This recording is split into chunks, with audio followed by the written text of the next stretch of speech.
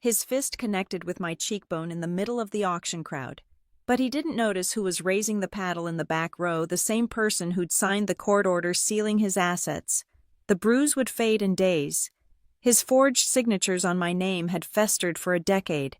When the gavel fell for the third time, everyone thought I was a crazy bidder. Only he understood every dollar I bid was another piece of sealed evidence coming to light. My name is Nora Beckett, and I've spent the last 6 weeks preparing for this moment at the Ridgestone Auction Hall in Greyhaven, Ridge County.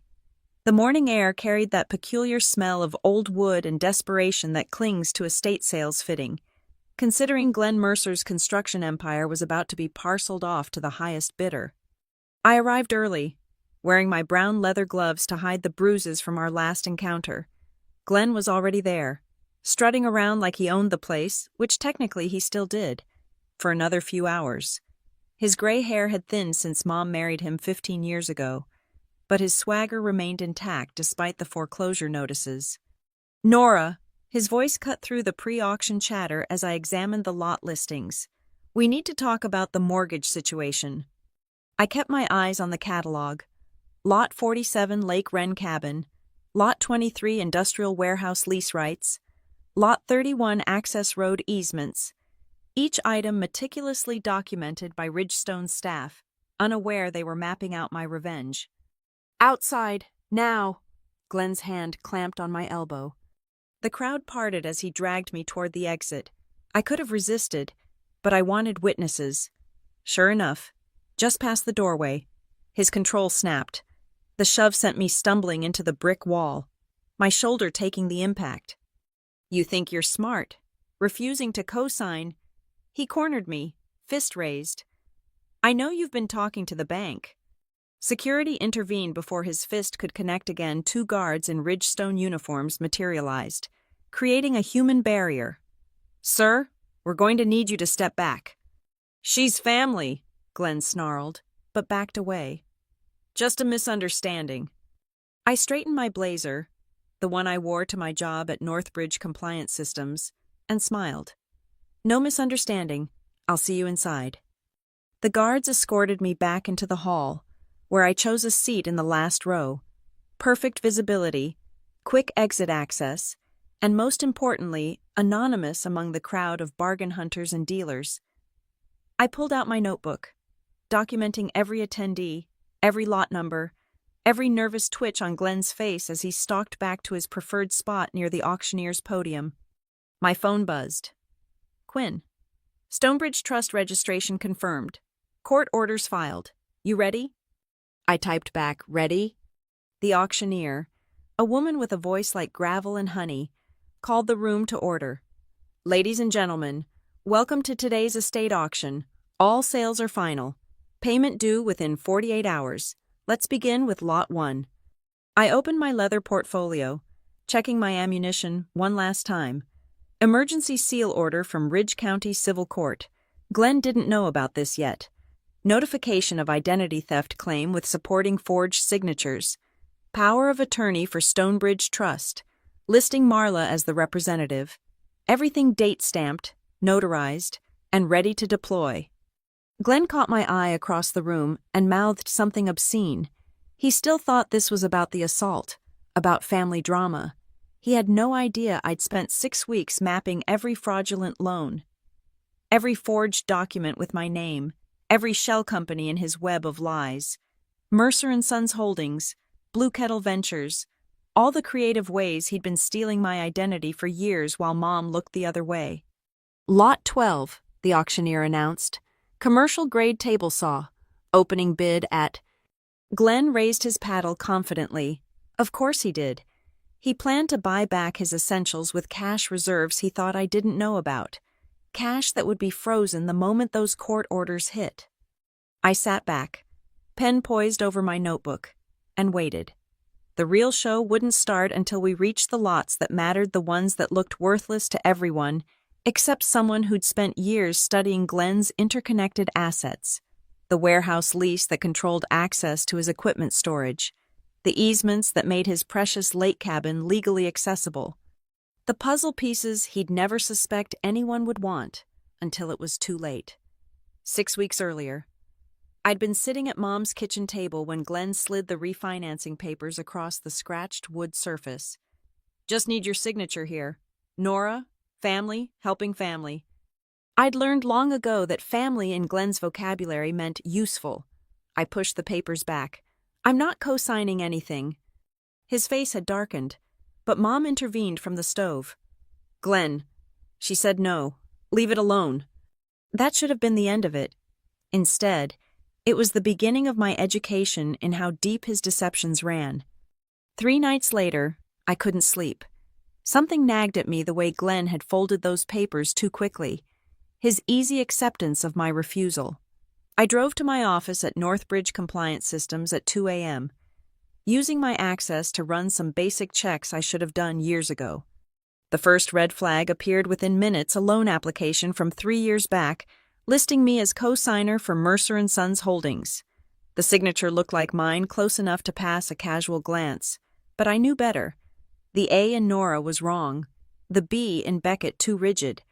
I cross-referenced it with an old rental agreement I'd signed around the same time. He'd traced it, practiced it, used it. My hands shook as I dug deeper. First Granite Bank, Ridgeland Community Credit Union, even some online lenders. Each search revealed another loan, another forged signature, another chain of debt with my name wrapped around it like a noose. The amounts varied: $15,000 here, $45,000 there, never enough to trigger major scrutiny, always just under the thresholds that would require in-person verification. I printed everything, building my timeline on the conference room wall like a detective mapping a serial killer's movements. 2019. First forgery, a small equipment loan. 2020. 2 more, hidden behind shell companies. 2021. The pattern accelerated. Glenn had been busy while the world was distracted by the pandemic, exploiting loosened verification procedures and remote notarization. The web was intricate. Mercer & Sons Holdings owned 40% of Blue Kettle Ventures, which held the paper on Harbor Stone LLC, which somehow had my name as a guarantor. Each company led to another, a nauseating spiral of fabricated ownership and fraudulent obligations. But Glenn had made one crucial mistake. He'd gotten sloppy with the notarizations. The same notary public, Sarah Hendricks, appeared on multiple documents. She'd left her position 6 months ago. I called in sick the next morning and drove to Sarah's last known address in Millbrook, a town 30 miles from Greyhaven. She answered the door in nursing scrubs, about to leave for a hospital shift. I remember Glenn, she said after I showed her the documents. Always came in last minute, always cash payments. I thought it was strange. But she studied the signatures. I never met you. He said you were traveling for work. I had her written statement notarized by her neighbor, a legitimate notary this time, and added it to my growing file. But I needed more. The compliance officer in me knew that accusations required evidence, patterns, proof of intent. Over the following weeks, I became a forensic archaeologist of my own stolen identity. I mapped IP addresses from electronic submissions, all traced back to Glenn's home office. I found security footage from bank parking lots, showing Glenn alone, carrying documents he'd claimed I'd signed in person. I discovered Mom's cabin, the one she'd inherited from her parents, had been transferred to one of Glenn's shells and leveraged as collateral. The ethical decision came at 4 a.m. on a Tuesday. Surrounded by bankers' boxes of evidence in my apartment, I could stay silent, protect Mom from the truth, and hope Glenn's house of cards collapsed on its own. Or I could act. I chose to act. The next morning, I filed formal fraud reports with Northbridge's internal system, attached every piece of evidence, and requested medical leave for stress related to family financial crimes. My supervisor didn't ask questions in compliance. We'd seen enough to recognize the signs. Then I called Marla Quinn at Harborline Legal Aid, whom I'd met at a financial literacy workshop. I need help, I said, and I need to do this right. Come in this afternoon, she replied. Bring everything. As I hung up, I thought about Mom, about the conversations we'd never have, about the family dinners that would end. But Glenn had made that choice for us the first time he'd picked up a pen and signed my name to his lies. Marla Quinn's office at Harborline Legal Aid smelled like coffee and justice bitter, necessary, and keeping people awake through long fights. She reviewed my evidence boxes with the practiced eye of someone who'd seen too many financial predators. "This is thorough," she said, adjusting her reading glasses. "Almost too thorough. You sure you're not a lawyer?" "Compliance officer. We're trained to spot patterns." "Good, because what we're about to do requires precision." She pulled out a legal pad. "First, we file the protective order, adult protection, not domestic keeps it clean, focused on the financial abuse. Then we notify the banks, every single one." My phone buzzed. Caleb, my half-brother from Mom's first marriage.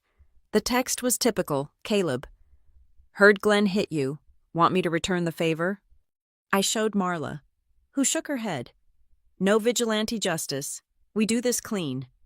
I texted back, "No, but I need your help with something legal." 20 minutes later, Caleb walked into Marla's office, still in his mechanic's coveralls. He'd driven straight from work, oil under his fingernails, fury in his eyes. "Whatever you need, Nora." Marla outlined the strategy. Protective order first that would create an official record and restrict Glenn's ability to approach me, then the identity theft claims, filed simultaneously with every financial institution. The key was timing everything needed to hit before Glenn could move assets or create new shells. "What about Mom?" Caleb asked. "She's not implicated," I said. "I made sure every forged document was Glenn alone. But the house is in her name only. Glenn never touched it. One small mercy in this mess. He went after everything else, but he needed her cooperation for the house, and she'd never give it." Marla pulled up the court filing system. "Now, here's where it gets interesting. Greyhaven's estate sale laws require full disclosure of liens and disputes. Once we file these documents and notify Ridgestone Auction House, they're legally obligated to flag any lots connected to disputed assets." "Which is most of them," I said. "Exactly, but Glenn won't know until the moment of sale. The notifications will be sealed until triggered by a completion of purchase." She smiled, the kind of smile that made predatory lenders nervous. "He'll bid thinking he's buying back his life. Instead, he'll be funding his own investigation." Caleb leaned forward. "What about the stuff he really needs, the equipment, the properties?" That's when I explained about Stonebridge Trust. Marla would serve as the public face, a shell of our own, but a legal one. The trust would bid on strategic pieces, not the obvious valuable lots, but the overlooked connective tissue that made everything else work. "The warehouse lease includes access rights to the loading dock," I explained. "Without it, the storage units are basically expensive closets. The road easements make the Lake Wren cabin accessible. Without them, it's a $200,000 prison surrounded by private property." Caleb whistled. "You're not trying to take everything. You're trying to make everything he takes worthless." "Limited resources," Marla added. "We can't outbid him on the big items, but we can make sure those big items become very expensive paperweights." We spent the next 3 weeks in preparation. Court filings happened in waves protective order approved. Identity theft claims acknowledged. Evidence preservation orders sent to banks, phone companies, and the county records office. Each document was a tightening coil around Glenn's finances. Caleb proved invaluable. His mechanical mind saw connections I'd missed. "The truck fleet," he said one evening, reviewing the auction catalog. "Look at Lot 18. Miscellaneous vehicle documentation. That's got to include the commercial permits. Without those, his trucks are just oversized personal vehicles." Marla created Stonebridge Trust with elegant simplicity. Funded with $50,000, my entire savings plus a loan from Caleb, it looked like any other investment vehicle.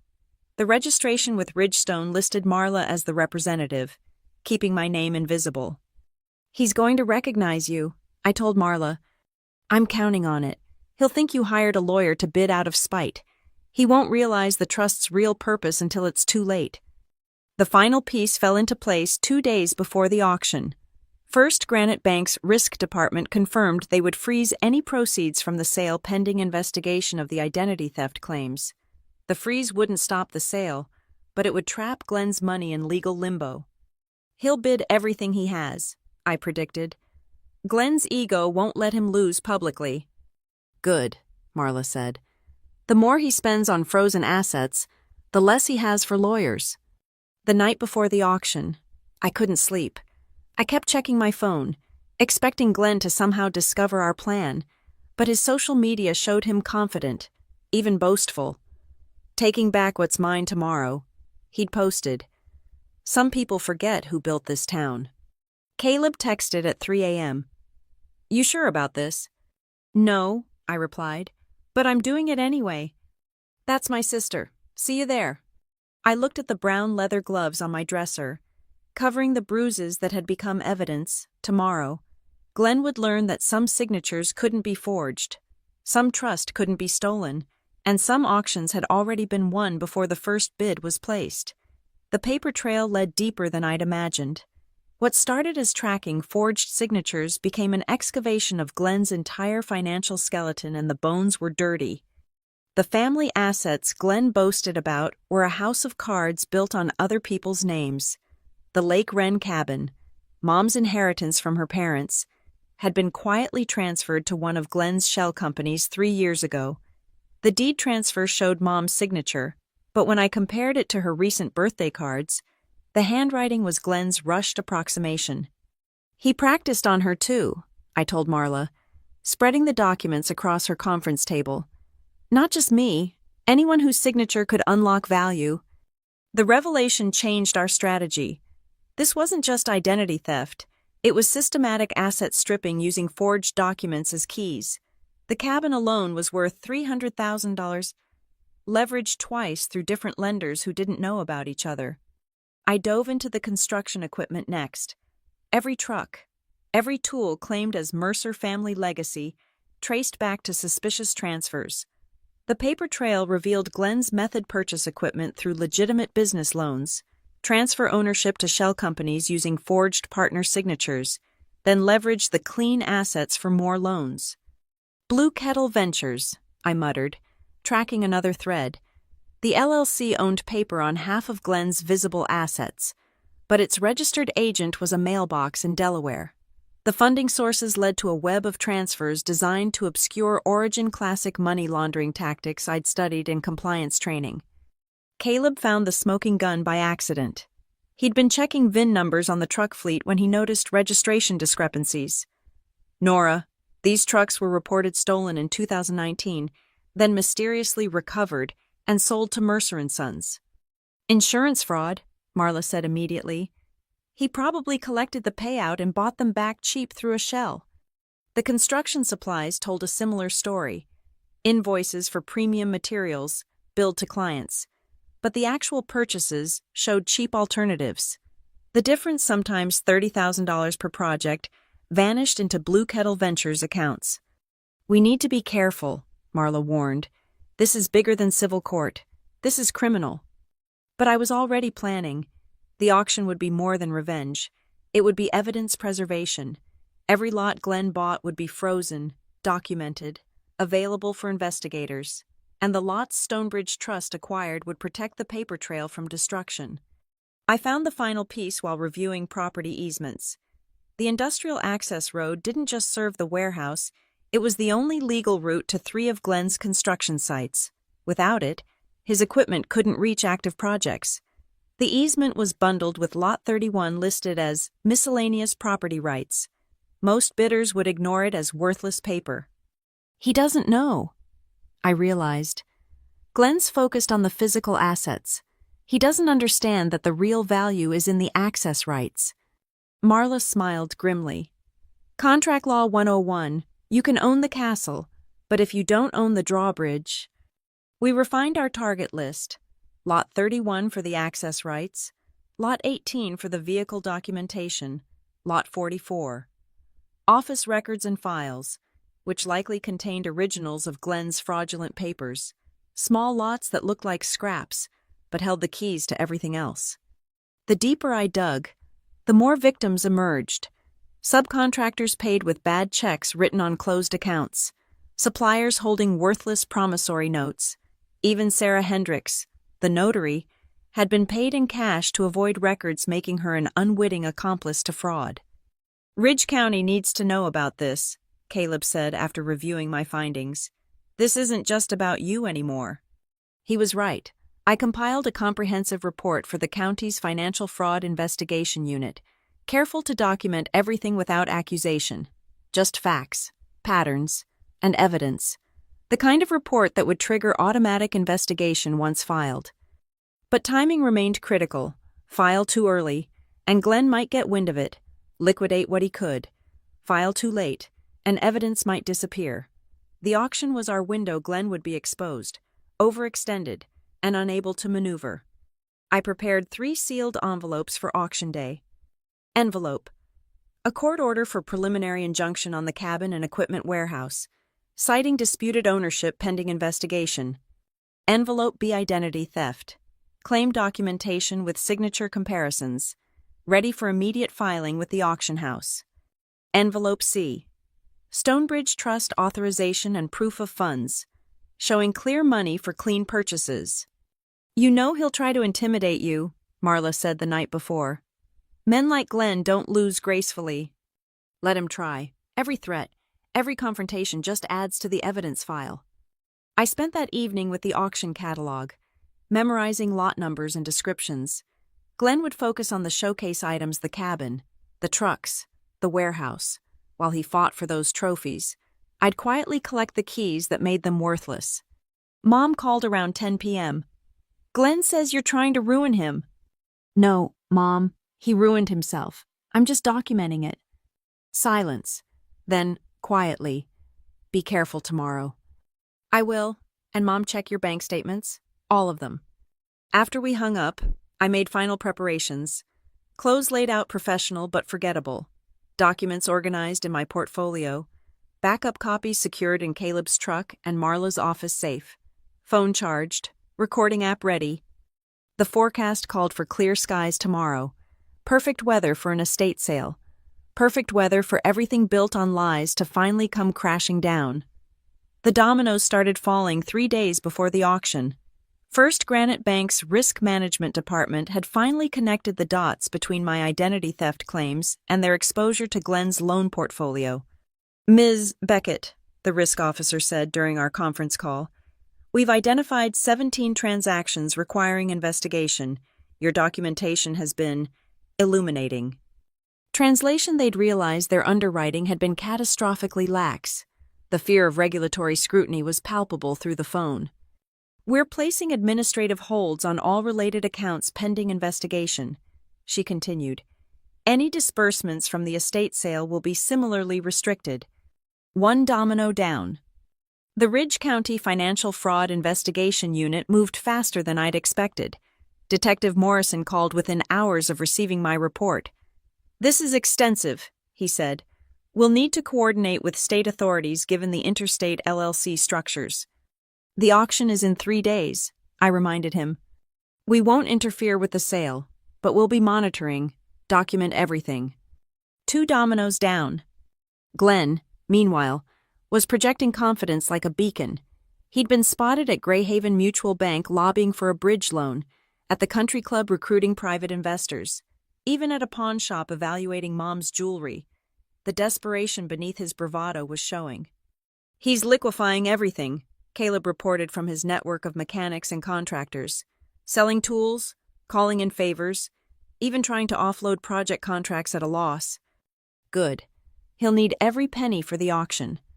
The psychological warfare began subtly. Marla, establishing Stonebridge Trust's credibility, made strategic inquiries at Ridgestone about substantial purchases and bulk lot acquisitions. Word traveled fast in Greyhaven's small business community. By evening, Glenn had heard about a mystery buyer interested in his assets. His first call came at 11 p.m. I know what you're doing, he snarled into my voicemail. You think you can steal what I built? I'll bury you in court for the next decade. I forwarded the recording to Marla and Detective Morrison. Evidence file, subsection threats and intimidation. The second call came at 2 a.m., this time, Mom's number, Glenn's voice in the background. Tell her to back off. Elaine, this is family business. Mom's voice, tired but firm. She's not answering. Glenn, leave her alone. The sound of a door slamming. Then Mom, quietly. He's gone to the workshop. Nora, if you get this, do what you need to do. By morning, Glenn's strategy had shifted. He showed up at Northbridge Compliance Systems, demanding to speak with my supervisor about my vendetta and mental instability. Security removed him after 20 minutes of shouting in the lobby, another gift for the evidence file. Marla called with an update. Ridgestone confirmed receipt of our sealed notifications. They'll be held by their legal department until triggered by sale completion. And Glenn, registered as a bidder, put down a $50,000 deposit, probably everything he could scrape together. The pieces were aligning. Glenn had mobilized every resource for the auction, convinced he could buy back his empire and deal with the legal challenges later. He didn't understand that later had been engineered away. That afternoon, I visited First Granite again, this time with Marla. We met with their senior counsel, a woman named Patricia Stern who looked like she'd aged 5 years in the past week. The bank's position is clear, she said. Any funds from tomorrow's auction related to disputed assets will be held in escrow pending resolution of the fraud investigation. For how long? Marla asked. Minimum 90 days, potentially years if criminal charges are filed. Glenn would bid everything he had on frozen assets.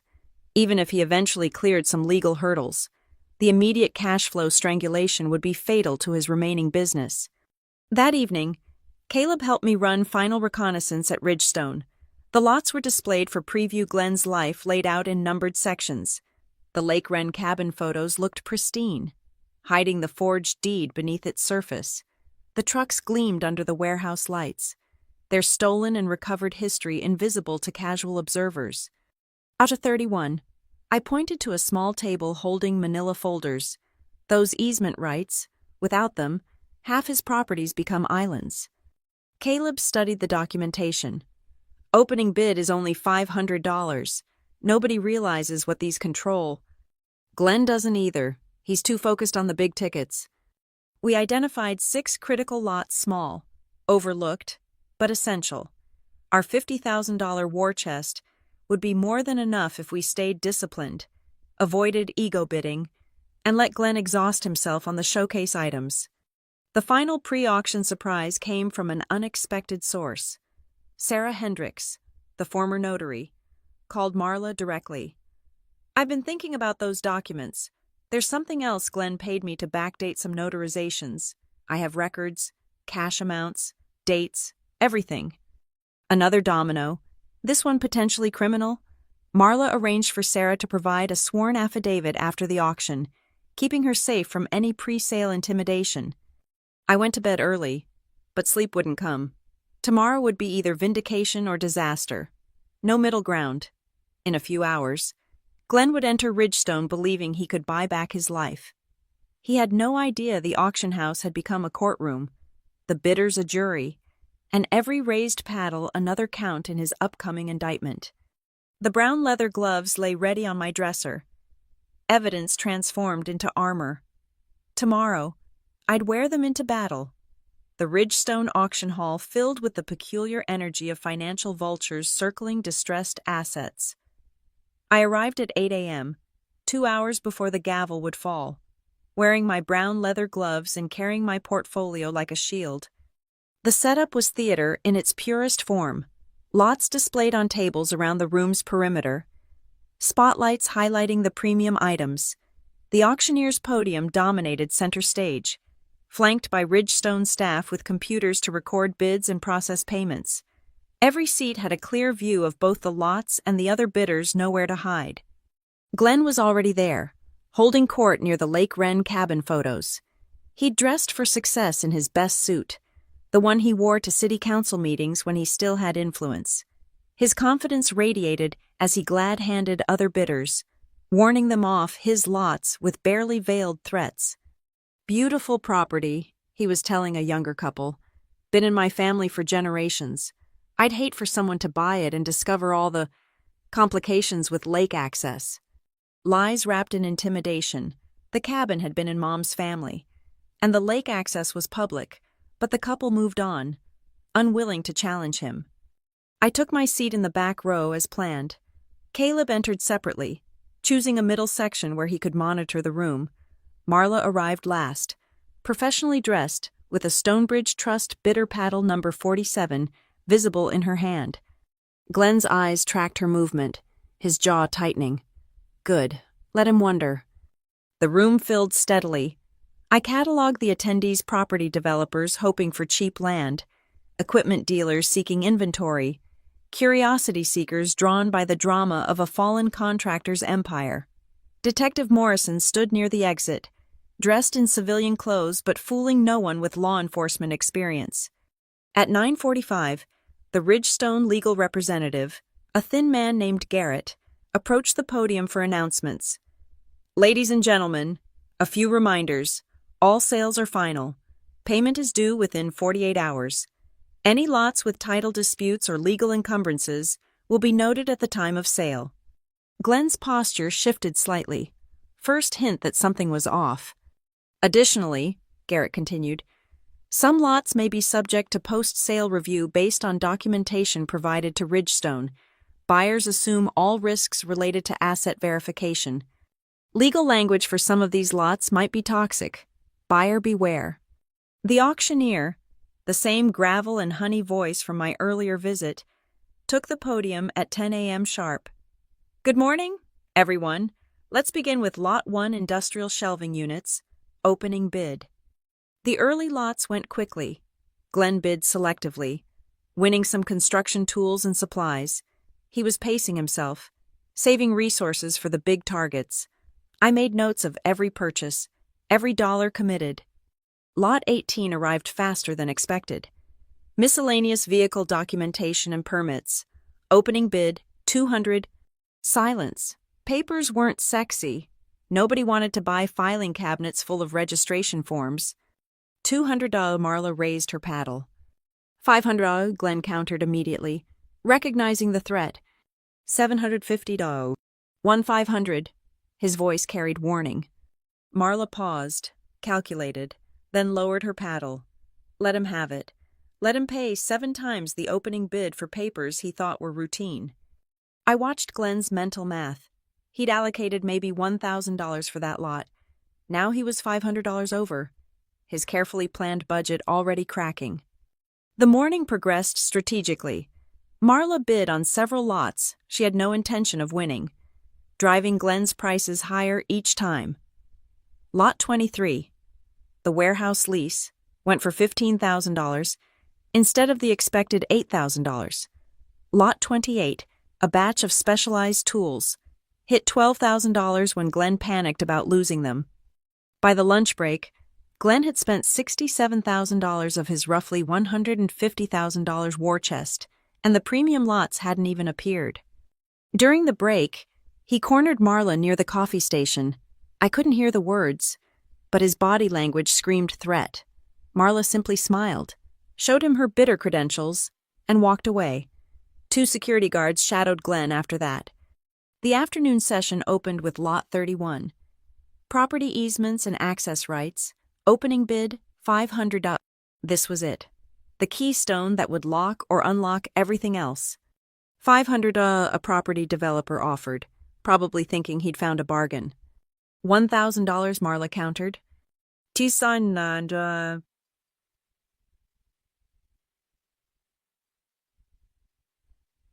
Glenn's voice cut through, finally understanding the danger. $3,000. $5,000. The developer dropped out, confused by the aggressive bidding for paper rights. It was just Glenn and Stonebridge Trust now. $7 and $500, Glenn snarled. $10,000, Marla responded calmly.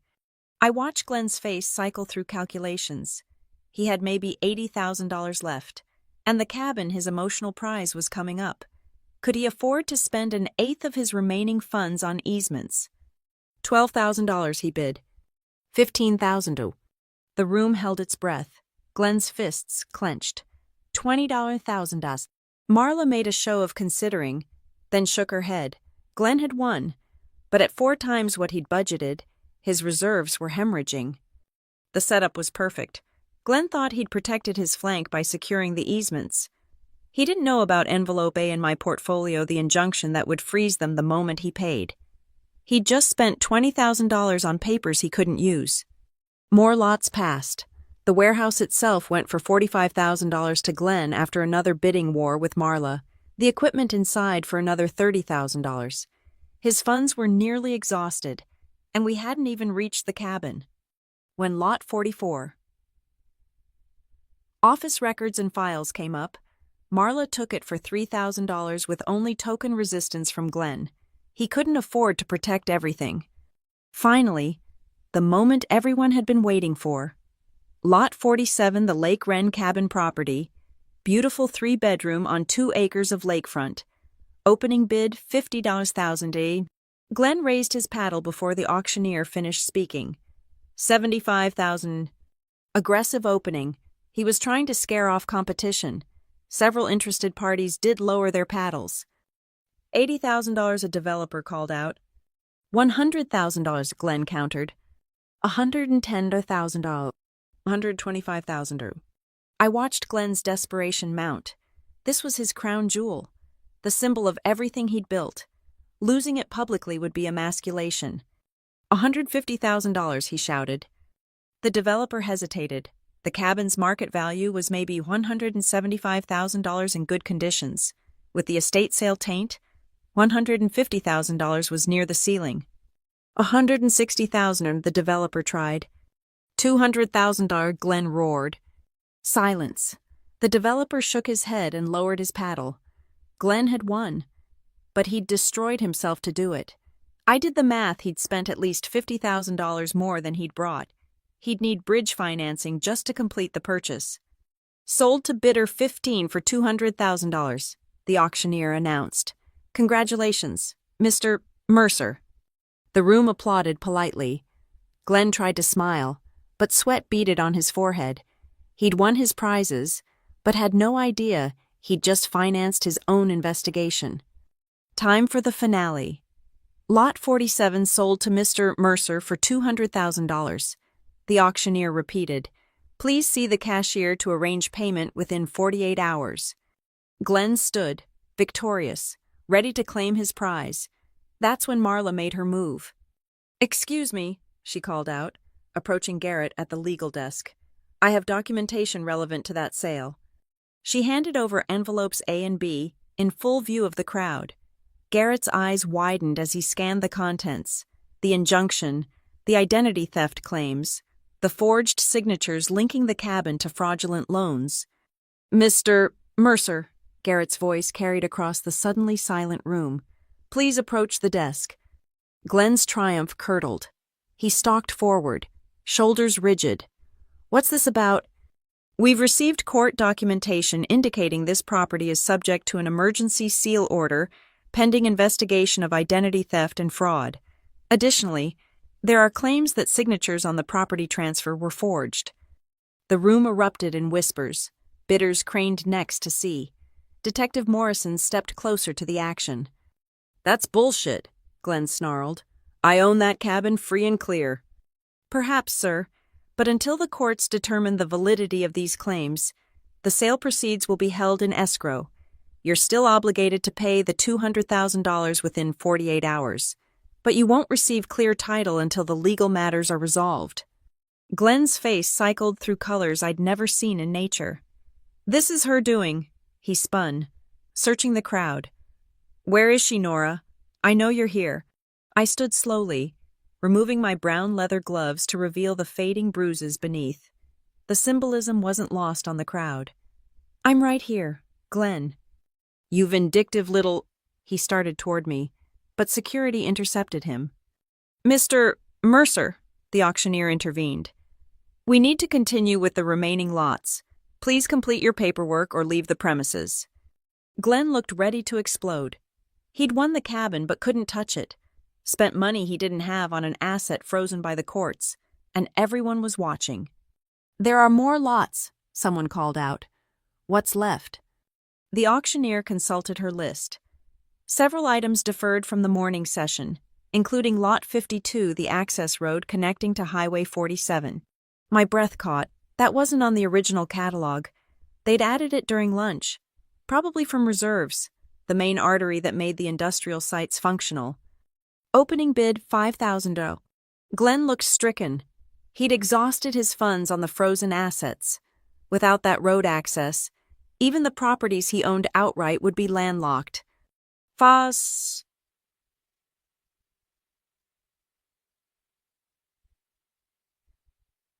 Marla raised paddle 47. $7.500 a developer tried. $10,000. I watched Glenn frantically check his phone, probably trying to secure immediate financing. But who would lend to him now, with fraud allegations public and his main assets frozen? $15,000, Marla continued calmly. $20,000 the developer pushed. $30,000. The developer calculated, then withdrew. Sold to bidder 47 Stonebridge Trust for $30,000. Glenn's empire had just been bisected. He owned properties he couldn't access and had access to properties he couldn't use. The beautiful asymmetry of it made my compliance officer heart sing. But we weren't done, lot by lot. Stonebridge Trust acquired the connective tissue of Glenn's former business, the utility easements, the equipment storage contracts, the permits and licenses tied to specific locations rather than companies. Each purchase was strategic, surgical, devastating. Glenn tried to leave twice, both times. Garrett reminded him of outstanding paperwork and payment obligations. He was trapped by his own victories, forced to watch as his assets were dissected around him. Finally, the last lot sold office furniture to a startup for $5,000. The auctioneer smiled. That concludes today's sale. Winning bidders. Please see the cashier. Thank you all for attending. The crowd began dispersing, but the drama wasn't over. Glenn, paperwork clutched in shaking hands, spotted me near the exit. You destroyed everything, he hissed, security guards flanking him. Your mother will never forgive you. I didn't destroy anything, I replied, loud enough for lingering bidders to hear. You did that yourself every time you forged a signature, every fake loan, every fraudulent transfer. I just made sure you paid market price for your crimes. The cabin was your mother's inheritance, which you stole by forging her signature, just like you forged mine. How many others? Glenn, how many names did you practice in that workshop? His face went white. Behind him, Detective Morrison had moved closer, hand resting casually near his concealed badge. Mr. Mercer, Garrett called out, we need to discuss your payment arrangements. The $200,000 for the cabin, plus $95,000 for your other purchases. Will that be wire transfer or certified check? $295,000.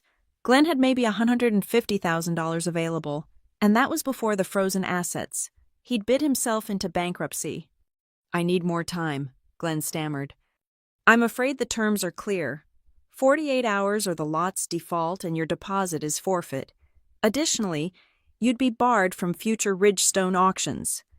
Public humiliation, financial ruin, legal jeopardy. The trifecta was complete.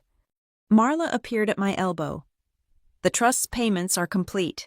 We took possession of the files from Lot 44. Interesting reading.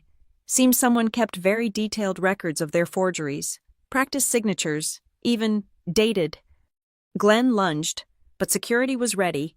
They pinned him against the wall as Detective Morrison finally revealed his badge. Mr. Mercer, I think we need to talk. You're not under arrest yet, but you might want to contact a lawyer.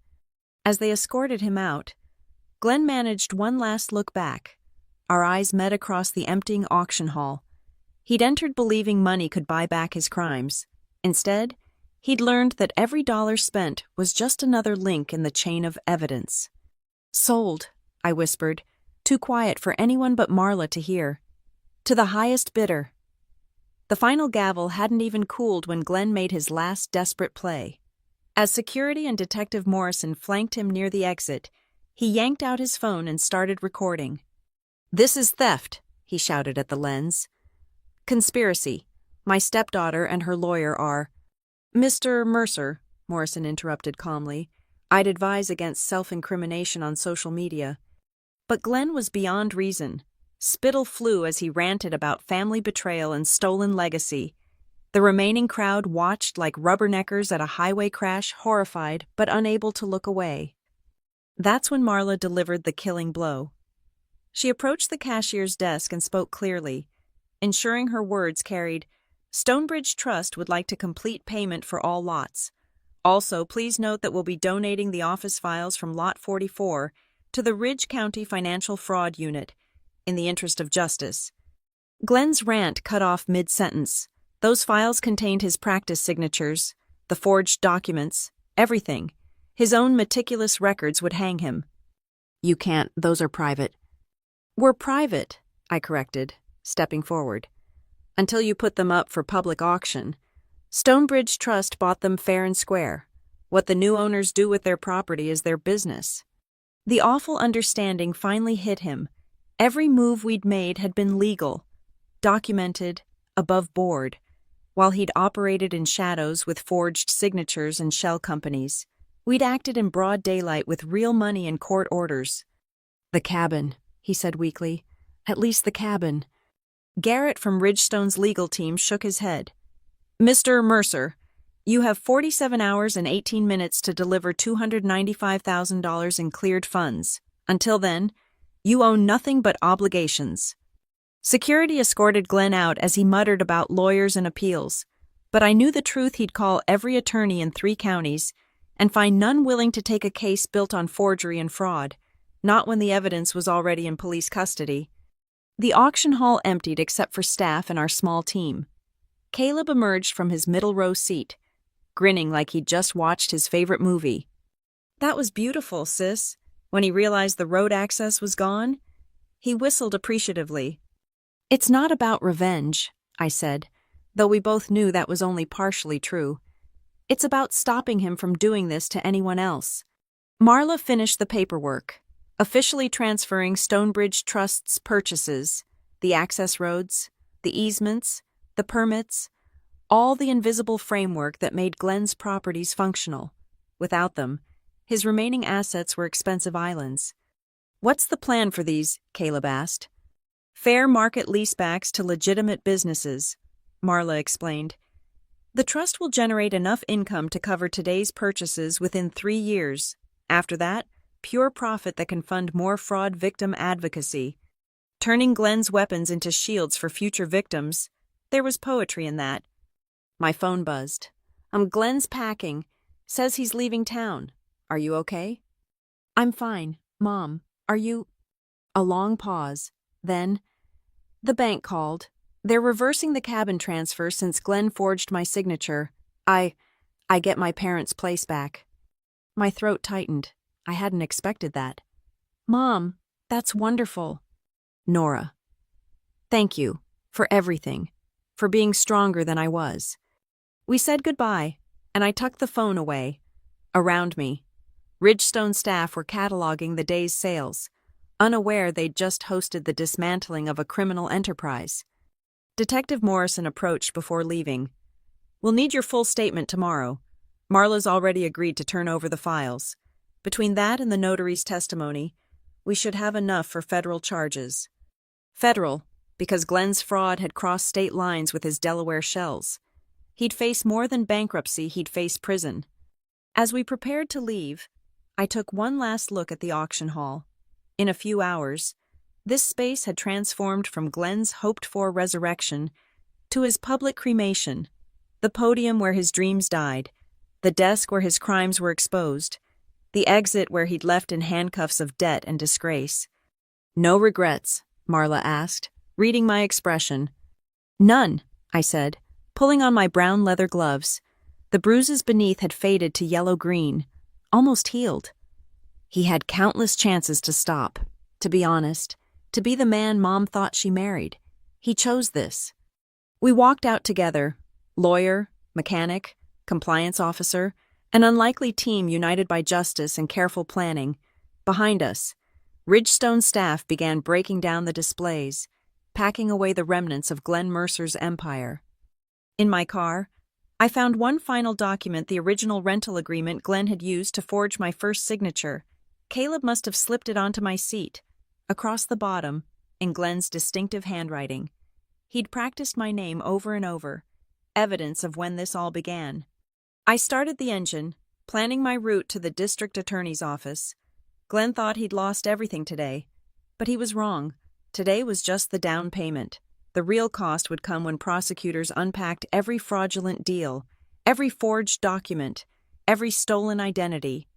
The auctioneer had been right about one thing: all sales were final, and Glenn had just sold his future for the price of his past. As I drove through Greyhaven's quiet streets, I thought about Mom in her reclaimed cabin, Caleb returning to his honest work, and Marla preparing to help the next victim. Glenn was gone, his shadow lifted from all our lives. Justice, served at market price. The highest bidder had won. Thank you for listening to this story of justice served cold and calculated. I'm curious, where are you listening from? Drop a comment below and let's connect over our shared love of stories, where the wronged finally get their moment of triumph. If this tale of legal revenge resonated with you, please subscribe to the channel and hit that like button. And if you really want to help more people discover stories like this one, hit the hype button to boost this video. Until next time, remember, the best revenge is a life well documented.